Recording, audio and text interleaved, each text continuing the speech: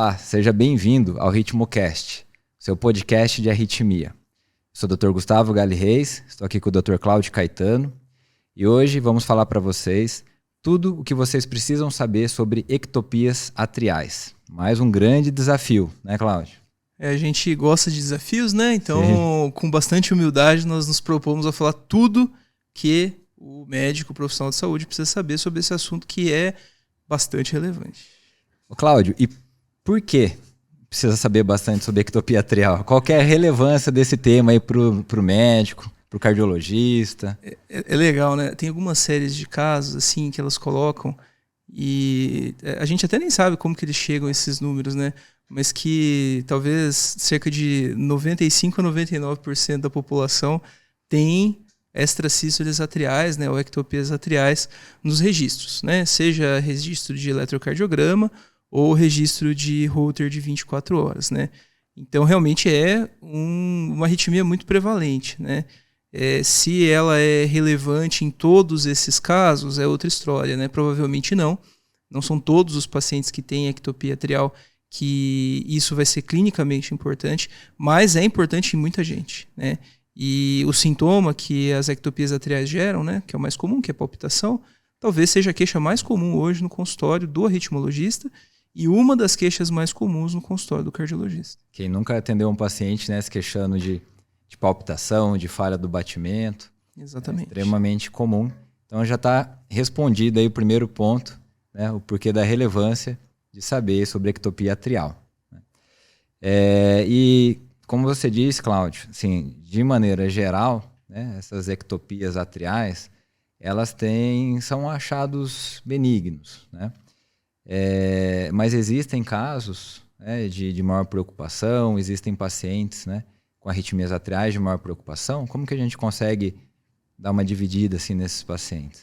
Eu acho que tem duas maneiras da gente separar, né, ou tentar, pelo menos, classificar esses doentes, né? Então, a primeira, onde a arritmia ela é uma queixa, né? E aí a gente vai identificar e investigar, e onde ela é um achado de exames, né? Nos pacientes em que a arritmia é uma queixa, existem duas situações também que precisam ser definidas, né? Onde a arritmia é um problema por si só, né? Então, o paciente ele tem o sintoma da ectopia atrial, independente da maneira como essa ectopia se manifesta, se é frequente, se é muito frequente, se é pouco frequente. E se o paciente tem alguma condição subjacente. Então, ele é cardiopata prévio, ele tem condições associadas que sugerem que ele tem uma cardiopatia grave ou fatores de risco para uma cardiopatia grave, né? Esse é um cenário, né? E onde a arritmia é um problema primário, é outro cenário.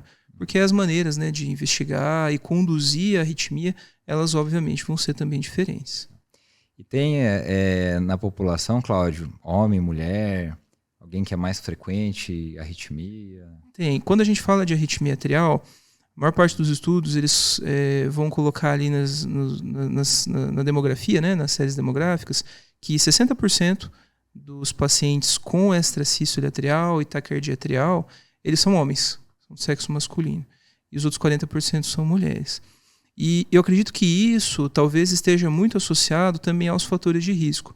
Porque quando a gente olha os fatores de risco, né, então o sexo masculino é algo mais prevalente, mas nos fatores de risco são situações que são mais comuns aos homens, né, como obesidade, sedentarismo, né, uso excessivo de bebida alcoólica, né, está muito relacionado a arritmias atriais, pacientes que tem síndrome da apneia obstrutiva de sono, né, seja associado à obesidade ou não associado à obesidade, né? E tem situações particulares, né, como cardiopatias prévias, sequelas de infarto, e algo que é muito comum é doença valvar, né? Então, doença valvar degenerativa, doença valvar reumática e as cardiopatias congênitas, todas essas situações, elas podem, nas suas manifestações clínicas, cursar com arritmia atrial. No ponto cardiológico, não só de arritmia, mas cardiológico geral, os homens estão em situação pior que as mulheres, pior, né? Sempre, né? O homem morre mais do coração, tem mais arritmia, tem mais agora arritmia também. Muito bom. E quando a gente pensa aí, né, numa arritmia atrial, a gente sabe, Cláudio, que existe alguns mecanismos, né, para a origem dessas arritmias, mecanismos distintos. Tá? Eu acho que também é um ponto legal para você abordar, poder falar um pouquinho sobre os mecanismos dessas arritmias. Os mecanismos para as arritmias atriais, eles são comuns também à gênese das outras arritmias também, né? Então é comum a gênese das arritmias ventriculares e comuns a gênesis de arritmias como fibrilação atrial, flutter, que não é nosso objetivo aqui. Mas basicamente a gente tem 3 mecanismos pelos quais as arritmias atriais elas vão acontecer, as extrasístoles elas vão acontecer. Pode acontecer por automatismo anormal, pode acontecer por atividade deflagrada e por reentrada. Vamos deixar a reentrada por último, porque a reentrada ela vai muitas vezes estar associada com a cardiopatia estrutural prévia. Né? O automatismo anormal, se a gente for lembrar lá atrás, lá da fisiologia, né, do potencial de ação, a gente tem lá a fase 4 do potencial de ação, que é quando o músculo ou qualquer célula que sofra despolarização, ela está se recuperando, né, para voltar aos potenciais neutros de membrana que precedem a despolarização. Então, o paciente que tem automatismo anormal, essa curva da fase 4, ela é mais rápida. Então, o paciente, frequentemente, ele vai ter atividades elétricas espontâneas. E quando isso acontece no miocárdio atrial, isso vai se manifestar como extrasístole atrial ou como taquicardia atrial também, né? Se esses pacientes tiverem ali 3 ou mais extrasístoles encadeadas, né? Uma na sequência da outra, né? É importante falar de acoplamento, né? Quando a gente fala em classificação, né? Só fazendo um parênteses aqui rápido, né? A gente tem a extrasístole isolada, as extrasístoles pareadas, né, quando elas vêm em dupla, né, óbvio, e a taquicardia quando eu tenho 3 ou mais batimentos. Né. Quando isso dura mais de 30 segundos, a gente vai chamar de taquicardia sustentada, né, do ponto de vista de classificação. É importante que para outros momentos nós vamos voltar. Né, é um conceito prévio que é importante a gente ter. Perfeito. Também tem outros intervalos de acoplamento, né, bigeminismo, quando a gente tem um batimento normal e um batimento ectópico, trigeminismo, né, quadrigeminismo e assim por diante. Né? Todos intervalos de acoplamento diferenciados. Isso é uma coisa mais do ponto de vista para classificação mesmo. Né? Então, fechando o parênteses, desculpa, Gustavo. Tá. Não, foi um parênteses importante. A gente, então, falou da atividade deflagrada, né? Perdão, falamos do automatismo anormal. Tá? Automatismo anormal pode sofrer influência, inclusive, de medicamentos, distúrbio eletrolítico, desidratação, né? Que são coisas que podem influenciar no balanço hidroeletrolítico e, consequentemente, em como o potencial de ação ele vai ali se comportar. A gente tem a atividade deflagrada, que é uma coisa que os livros explicam, mas mesmo nos livros a gente vê que quem escreveu o capítulo não entende muito bem. Né? Isso parece ser mediado por MP cíclico, né? Está relacionado com o potencial de ação com estruturas lá dentro da célula, com canais de cálcio.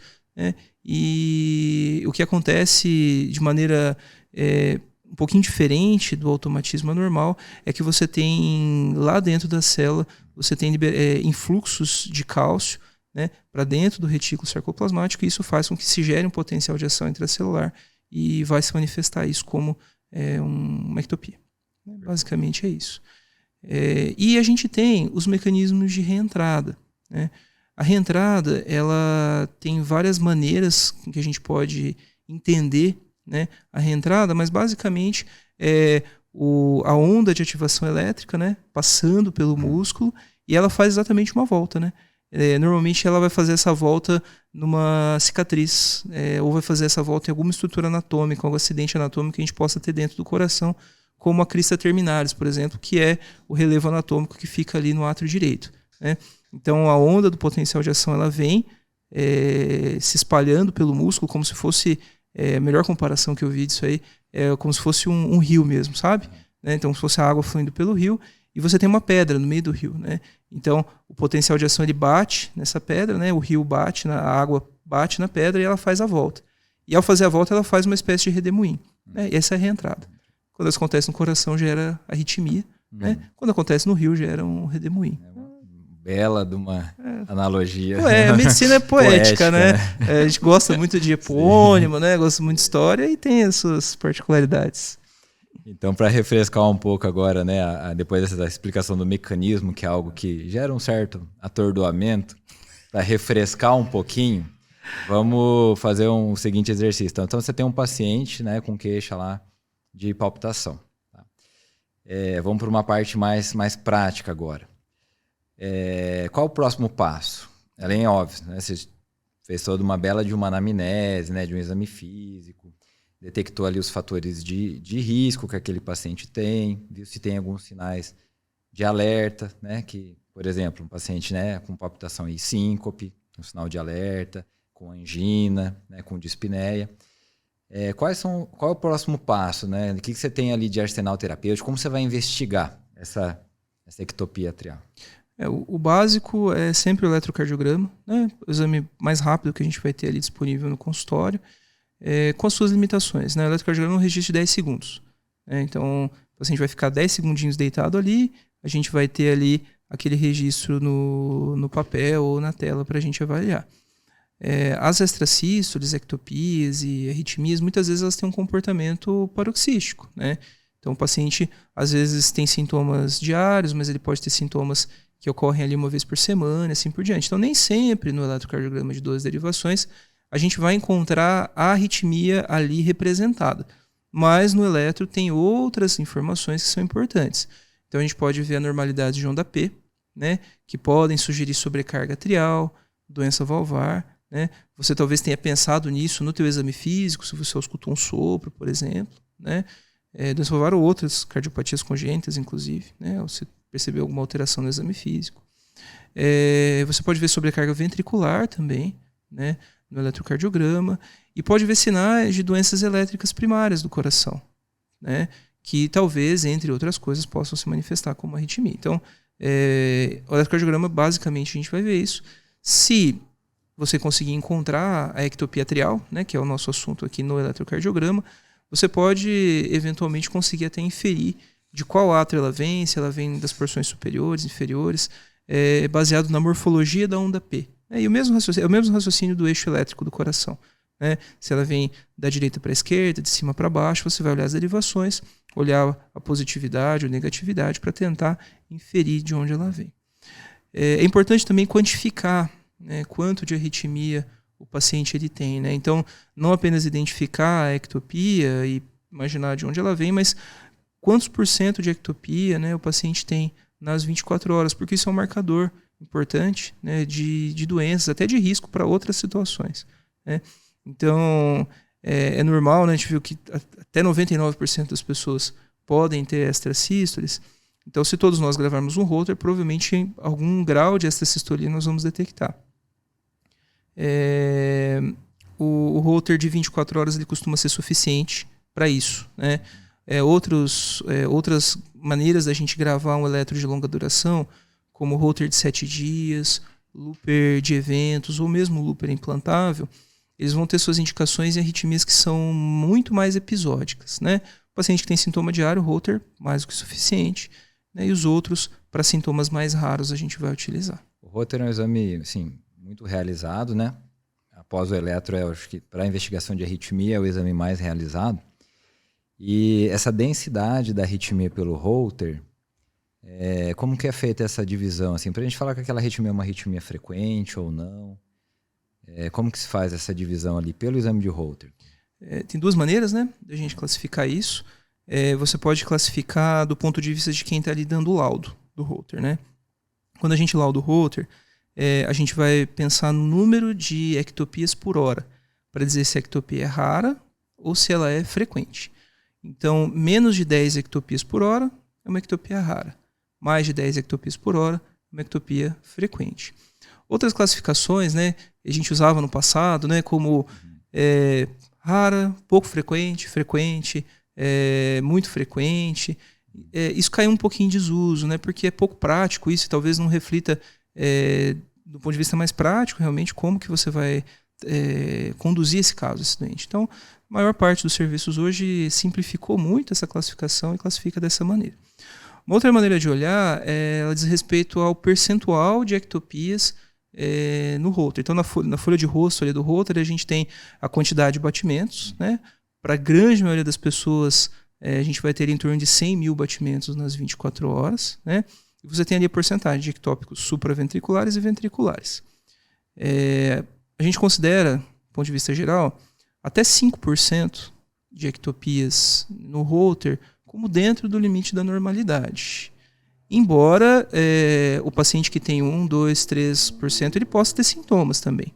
Né? O sintoma está relacionado com outro aspecto da análise. Né? Falando de gravidade da ectopia, até 5% seria uma ectopia que está dentro da normalidade. Entre 5% e 15% é uma ectopia com uma densidade moderada. Talvez valha a pena pensar em condições associadas e tratamento. E normalmente acima de 15% é uma quantidade elevada de ectopias que na maior parte das vezes nós vamos tratar ou vamos intervir de alguma maneira. Isso é muito individual, né, Cláudio? A gente às vezes pega pacientes com uma densidade alta, né, de taxa de ectopia atrial e paciente completamente assintomático. Né? E outros, às vezes, com 1% de ectopia atrial ou até menos, mas com sintomas que às vezes até limitam o dia a dia do paciente. Né? Isso é muito individual. Não está muito claro isso na literatura, né?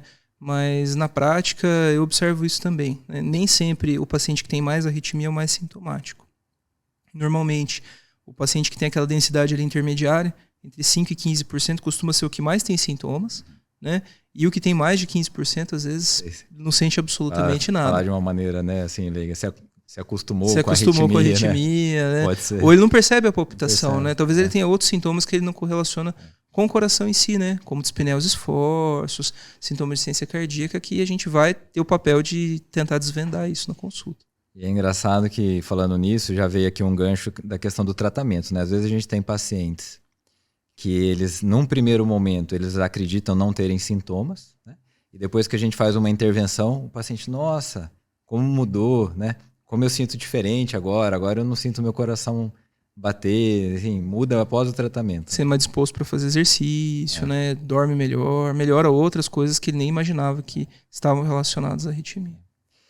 E aí quando a gente vai falar de tratamento dessas arritmias, né, atriais, a gente passa por uma série, né, de tratamentos, de etapas, né? Tanto etapas não farmacológicas, quanto farmacológicas, quanto etapas até de intervenção. Né? Como que é o racional que a gente, né, poderia utilizar para o tratamento de uma ectopia atrial, que é um desafio, né? Tratar a ectopia atrial, em alguns casos, ele não é fácil. Né? Sem dúvida, é um desafio mesmo. A gente vai e volta e a gente acaba muitas vezes falando de uma situação que é muito frequente, que é o estilo de vida, né? Então, a gente sabe que a arritmia como um todo, né, está muito relacionada à cardiopatia, e isso se relaciona muitas vezes a doenças que são doenças do estilo de vida, né? Hipertensão, obesidade, né, sedentarismo, já comentamos isso antes. Abuso de álcool, né, se relaciona muito com arritmias, principalmente extrasístoles e fibrilação atrial, né? Doença pulmonar obstrutiva crônica, né? Muito comum a associação entre doença pulmonar, hipertensão pulmonar e arritmias atriais por conta da sobrecarga ali de pressão pro átrio direito. Né? Então, todas essas situações elas precisam ser abordadas na consulta. Né? Então, mudança de estilo de vida, controle de fatores de risco, né, para essas doenças, né, é um aspecto fundamental. Né? Quando a gente sai disso, aí a gente vai para outro ponto, né? Pesquisar gatilhos para as arritmias, né? Então, se tem um gatilho associado a estresse, se tem um gatilho talvez associado a algum tipo específico de alimento, como álcool mesmo, né? Cafeína em excesso, isso pode ser necessário. E às vezes a gente consegue, com mudança de estilo de vida e abordagem dos gatilhos, já resolver boa parte do problema, se não todo. Né? E aí, depois disso, a gente vai para tratamento medicamentoso e talvez para intervenção. Quando fala mudança de estilo de vida, é algo, né, que está em voga em vários outros cenários e que não é fácil de fazer. Então precisa de um comprometimento aí, né, do paciente, mas a gente vê realmente resultado muito eficaz quando ele é feito de maneira correta. Né? Até mais do que tratamento farmacológico, né? Porque o tratamento farmacológico, a grande maioria dos estudos, eles colocam que funciona em 50% dos pacientes. 50% é muito ruim, né? Muito próximo do placebo. Ou inferior até o placebo em algumas situações, né? Vai ter uma série de potenciais efeitos adversos aí desses antiarrítmicos. Né? Exatamente. Aí você falou na parte de intervenção, que é algo que tem aumentado também, né? Tanto melhorado em termos técnicos, né, de materiais, mas também tem aumentado, ampliado indicações, né, que é a ablação. Né, claro. Exatamente. Então, hoje em dia, né, a gente acaba deixando a intervenção para os casos refratários, né? Então, a gente começa com mudança de estilo de vida, começa com investigação de causas associadas, né? E aí a gente vai avaliar toda a parte estrutural, né? Ecocardiograma, ressonância, investigação às vezes até de isquemia, né?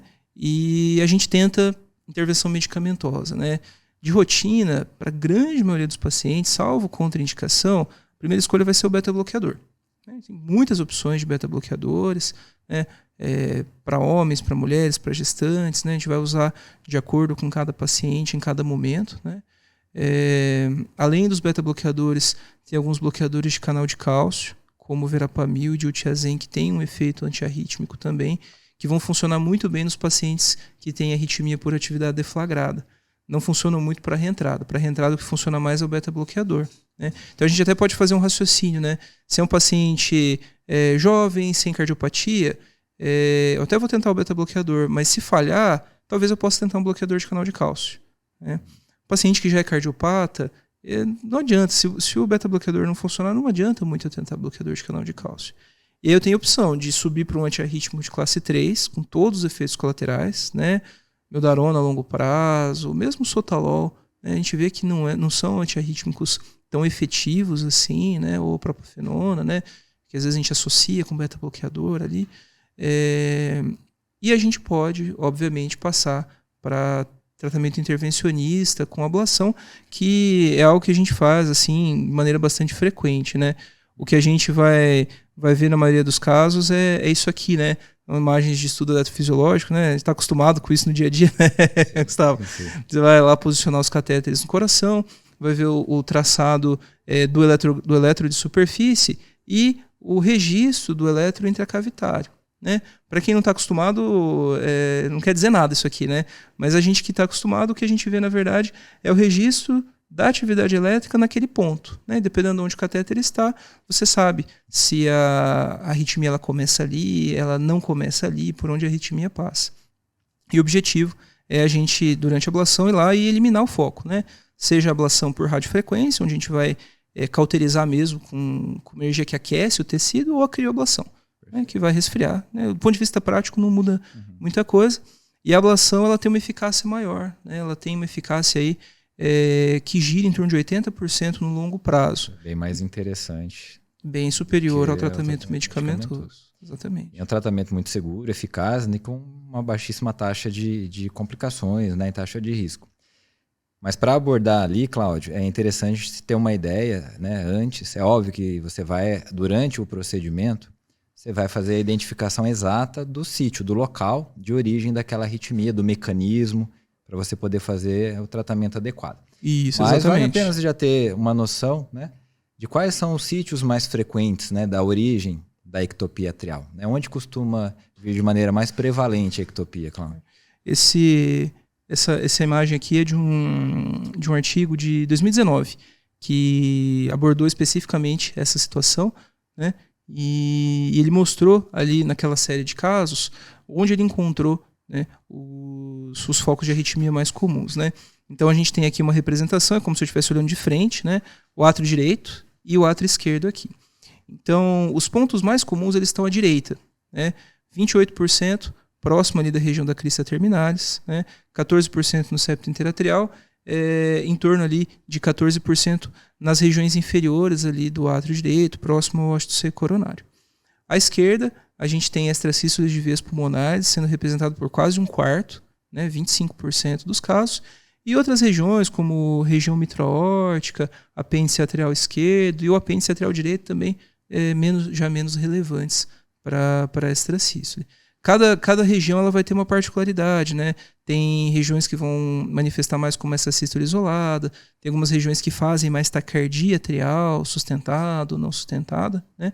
Mas, via de regra, os locais encontrados, na sua grande maioria, estão assim distribuídos, né?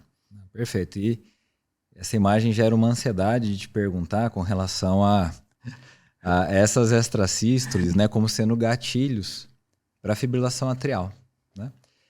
Há essa correlação. Se eu chego com um paciente lá, faz um Holter, ele tem uma porcentagem X de ectopia atrial, tá? Mais que 10%, por exemplo, só falando um número aleatoriamente. Tá? Mais arritmia, há um risco de gerar fibrilação atrial. E assim, tem algum ponto específico também, né? Uma ectopia de alguma determinada localização que pode induzir mais facilmente uma fibrilação atrial? São duas boas perguntas. Eu vou responder a segunda primeiro, porque a segunda resposta é mais simples. Extracístole de veia pulmonar frequentemente se correlaciona com fibrilação atrial. Tá? E isso foi descoberto já tem alguns anos. Tá?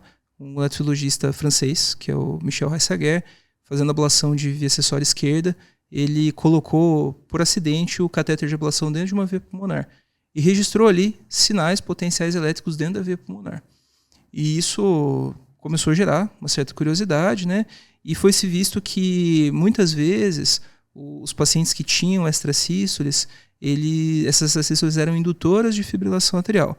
E tudo isso desencadeou o que a gente tem hoje como tratamento padrão por eletrofisiologia, né, na fibrilação atrial, que é o isolamento elétrico das veias pulmonares.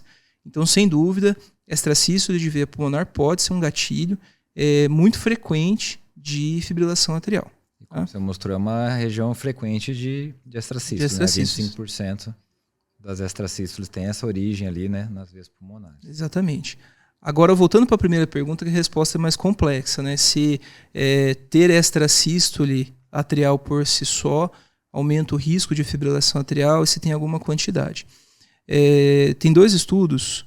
Um é um estudo de 2013, que é um estudo prospectivo, tá, americano, e outro é um estudo retrospectivo de 2016, que é um estudo dinamarquês. E esses dois estudos fizeram essa análise, né? Se realmente haveria ali alguma associação entre extracístole atrial e fibrilação atrial. E o que foi encontrado foi o seguinte: até 30 extracístoles por hora parece que não aumenta muito o risco de fibrilação atrial. Quando a gente aumenta esse número, a partir de 30 extracístoles atriais por hora, eu dobro o risco de desenvolver fibrilação atrial.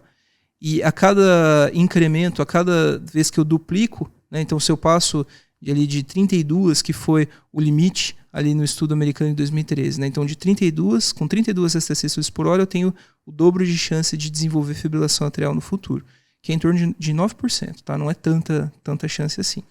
Quando eu passo para 60 extracístoles atriais por hora, eu saio desses 9% e me aproximo ali de quase 20%, e assim por diante, né? Então, parece que quanto mais extracístole atrial eu tenho, maior a minha chance de desenvolver fibrilação atrial. Isso porque a extracístole pode ser tanto um marcador de doença atrial, né, se fala muito hoje em dia, né, de doença miocárdica atrial, ou porque a arritmia em excesso ela serve como um gatilho também, né? Você fica ali sobreestimulando o miocárdio atrial e isso pode desencadear fibrilação atrial. Muito interessante. E fazendo um exercício prático, né, com essa informação, vamos supor que você está diante de um paciente, tá, que tenha 80 extracístoles atriais por hora, tá, mas não tem registro de fibrilação atrial. Como, né, a gente viu por esses estudos, é um paciente que tem um risco aumentado para fazer fibrilação atrial e daí, consequentemente, né, as consequências da fibrilação atrial, como, por exemplo, um AVC. Só pelo fato do paciente isoladamente, tá, ter uma densidade alta de extracístole atrial. Esse cenário, ele te respalda a anticoagular um paciente sem registro da fibrilação atrial? Eu acho que a gente pode ir até um pouquinho além na tua pergunta, tá, Gustavo? Se esse paciente teve um AVC, né, então, será que me justificaria, né, anticoagular esse doente preventivamente? Então, é um doente que teve um AVC, ele não tem registro de fibrilação atrial, né, então eu não sei ainda se ele é fibrilador. Né? Se é criptogênico. Seria um AVC, momento, exatamente, né? um AVC momento, criptogênico, né? E ele tem muita extracístole atrial, né? Então eu vou anticoagular esse doente porque ele certamente vai ter fibrilação atrial, né? E isso já foi estudado, né? Em 2018 foi publicado um estudo grande, que é o estudo Navigate-ESUS, né? Então ele separou ali, dentre os pacientes que tinham AVC criptogênico, os pacientes cuja cujas imagens radiológicas do AVC, na ressonância, na tomografia, sugeriam um AVC cardioembólico, né? Um AVC embólico, na verdade, não cardioembólico, AVC embólico, né? Que é o ESUS, né? Que é o Embolic Stroke of Unknown Source. Né? Então, um AVC embólico, você não sabe de onde veio esse trombo. E anticoagulou esses doentes, né? Eram cerca de 7 mil doentes, dividiu em 2 braços, um braço usou AS e outro braço usou rivaroxabana. E não houve diferença do ponto de vista de novos AVCs de desfecho. O que houve diferença foi que os pacientes que usaram rivaroxabana sangraram mais. Então, embora ter muita extracístole seja um marcador de risco para FA, isso não te autoriza a anticoagular um doente que teve AVC, a não ser que você tenha o registro de FA. Eu acho que, na verdade, isso diz para nós que a gente tem que se empenhar mais em registrar, né? Seja com Holter de 7 dias ou até mesmo com Looper implantável. Né? Tá presente no nosso hall da ANS, né? Para pacientes com AVC criptogênico, justamente com essa finalidade. Para que a gente não, na tentativa de proteger, não esteja, na verdade, prejudicando o doente, né? Anticoagulando quem não precisa. Resumindo, quanto mais você grava, maior a chance, né? Exatamente. De registrar uma possível fibrilação atrial. E para você indicar anticoagulação, né? Nos pacientes, mesmo que tenham um Chades-Vasque elevado, você tem que ter o registro da fibrilação atrial. Só imaginar que o paciente tem fator de risco e anticoagular não parece ser a resposta, não parece ser a melhor resposta. Pegando o gancho nesse cenário, algo que ainda é pouco estudado, né, são os pacientes portadores de dispositivos como o marca-passo. Né? Porque esses dispositivos têm a capacidade também de fazer uma gravação, né?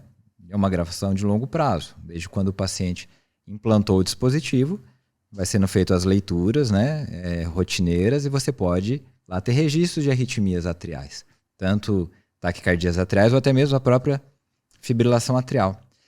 Mas será que isso tem o mesmo valor clínico, né, do que você fazer o registro de um Holter? Porque uma coisa que você grava de maneira contínua, né, às vezes você pode ter registros de arritmias lá que clinicamente não sejam significantes. Né? Em que ponto que a gente está com relação a isso? Assim, registrei uma arritmia atrial no marca-passo. Como que a gente vai manejar isso? Tem duas coisas aqui, né? A qualidade dos registros melhorou muito, né? Dos dispositivos. A gente tem eletrogramas registrados baseados na ponta do eletrodo e na carcaça do marca-passo que são de muito boa qualidade, né? Então, existem registros de fibrilação atrial sustentada que a gente consegue fazer no Holter interno do marca-passo. Né? Quando isso acontece, a gente considera o paciente portador de fibrilação atrial. A gente vai confirmar, obviamente, com Holter e com eletrocardiograma, mas a gente pode considerar. Existem também aquelas arritmias atriais rápidas que a gente registra no eletrograma intracavitário do marca-passo, né? Que são organizadas, que a gente fica em dúvida se podem ser fibrilação atrial ou não. Aí teve um estudo em 2013, né, que é o estudo MOST, que ele identificou ali 2 situações que aumentam o risco de AVC e aumentam o risco de desenvolver FA, que são taquicardias atriais rápidas, registradas no marca-passo, com frequência acima de 220 batimentos por minuto no átrio, né? Por mais de 10 batimentos. Então, além de ter essa frequência acelerada, tem que ter pelo menos 10 batimentos registrados simultaneamente, né? De maneira contínua. E presença também de ritmo atrial rápido, né? Um episódio de frequência atrial acelerado acima de 5 minutos. Né? Esses 2 fatores, eles aumentaram mais ou menos ali quase 2 vezes o risco de AVC e aumentaram em 6 vezes o risco de registrar a fibrilação atrial nesses doentes. Né? Então, ter essas 2 situações, também, da mesma maneira, né, não me autoriza a anticoagular o doente, mas aumenta muito a chance desse doente ter FA. Então, eu vou olhar mais de perto ele, para que se eu registrar realmente FA e ele tiver indicação, aí eu vou anticoagulá-lo.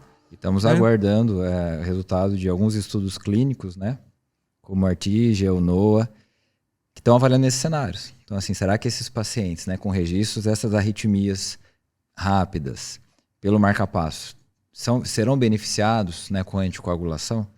Então, estamos aguardando alguns resultados aí para a prática, né, clínica. Até o momento, né, para você ter evidência para anticoagular o doente, só se você tiver registro objetivo de fibrilação atrial ou flutter. né? As outras coisas, elas são muito importantes, né? E elas vão nos fazer ter mais atenção para aquele paciente, para tentar registrar realmente, né? Mas mesmo com uma altíssima densidade de esterecessura atrial, a gente ainda não está autorizado a anticoagular. Perfeito. Cláudio, acho que a gente explorou de uma maneira, né, bem didática e direcionada aí os pontos mais importantes, né, de tudo que é preciso saber sobre ectopia atrial, né? Te agradeço a presença, agradeço a todos que nos acompanharam em mais esse episódio do RitmoCast. Compartilhem, né, com os colegas essa informação, uma informação é um conteúdo muito rico e importante. Compartilhe, curta, siga os nossos próximos podcasts. Dúvidas, sugestões, né? Pode encaminhar. Críticas também, né? Também. Sempre abertos aí. Vai ser um prazer. Muito obrigado e até o próximo. Tchau.